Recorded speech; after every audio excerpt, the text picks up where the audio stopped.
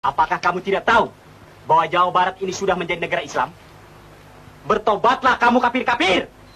Kamulah seharusnya yang bertobat dan insya Allah. A few moments later. Nah, jadi pemberontakan ini terjadi pasca disetujuinya perjanjian Redfield pada tanggal 17 Januari 1948. Pemberontakan ini tuh dimulai pada Februari 1948 yang bertujuan untuk melawan Belanda dan pemerintahan Republik Indonesia. Pemberontakan ini juga berlangsung selama beberapa tahun dan baru dapat dipadamkan pada tahun 1962. Karena warga Jawa Barat tuh nggak puas nih sama hasil perjanjian Redfield, di mana hasil perjanjian Redfield itu wilayah Jawa Barat gak jadi Republik Indonesia. Menurut perjanjian itu, wilayah Jawa Barat menjadi milik Belanda dan Jawa Barat harus berpindah ke Jawa Tengah. Nah, yang menolak hal itu adalah kelompok Sabilillah dan kelompok Hasbullah. Tokohnya itu dikenal sebagai Kartosuwiryo. Pemberontakan di Jawa Barat ini terjadi di sebuah desa yang bernama Desa Cibegul. Nah, pemerintah ini menggunakan dua cara untuk memadamkan pemberontakan di Jawa Barat. Yang pertama itu dengan cara musyawarah dengan jalan diplomasi. Kemudian yang kedua dilanjutkan dengan operasi militer di bawah TNI. Ada juga operasi Pagar Betis. A few moments later.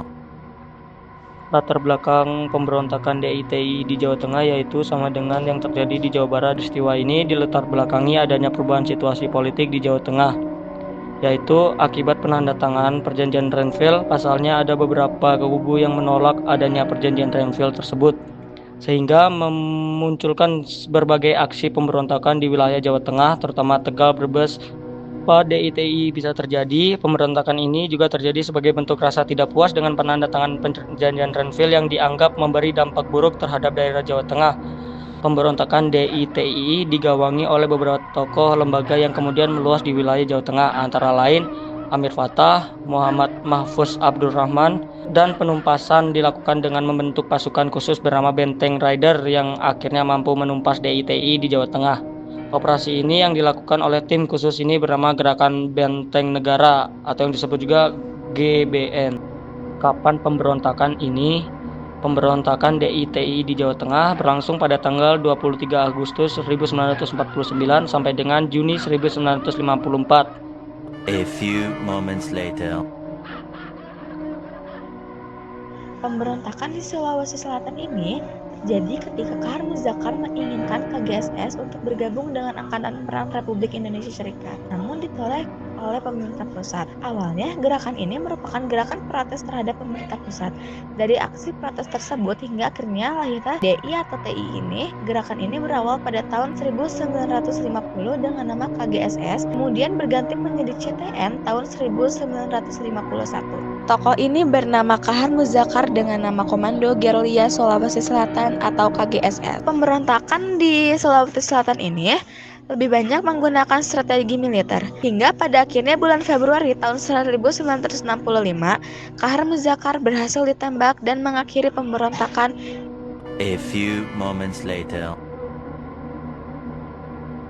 Pemberontakan Darul Islam atau Tentara Islam Indonesia di Kalimantan Selatan terjadi karena ketidakpuasan terhadap pemerintah pusat dan keinginan untuk mendirikan negara Islam.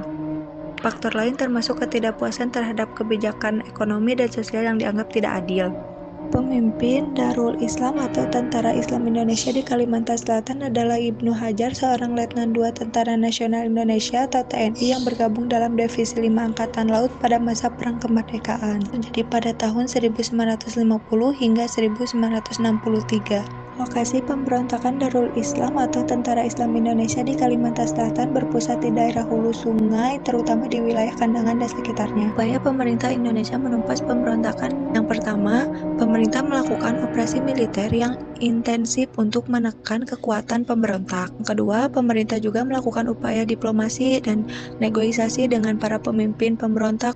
A few moments later. Tragedinya DITI di wilayah Aceh.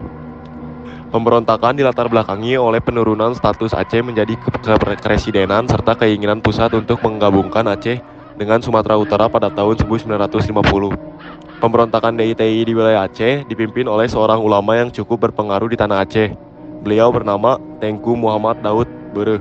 Alasan pertama yang menjadi latar dari gerakan DITI Aceh adalah kekecewaan para tokoh pimpinan masyarakat di Aceh atas dileburnya Provinsi Aceh ke dalam Provinsi Sumatera Utara yang beribu kota di Medan. Upaya penyelesaian oleh pemerintah, Menteri Hardi SH menjadi perwakilan pemerintah pusat, sementara pemerintah Aceh diwakili oleh Kepala Staf Kodam Iskandar Muda T. Hamzah dan Gubernur Ali Hajmi.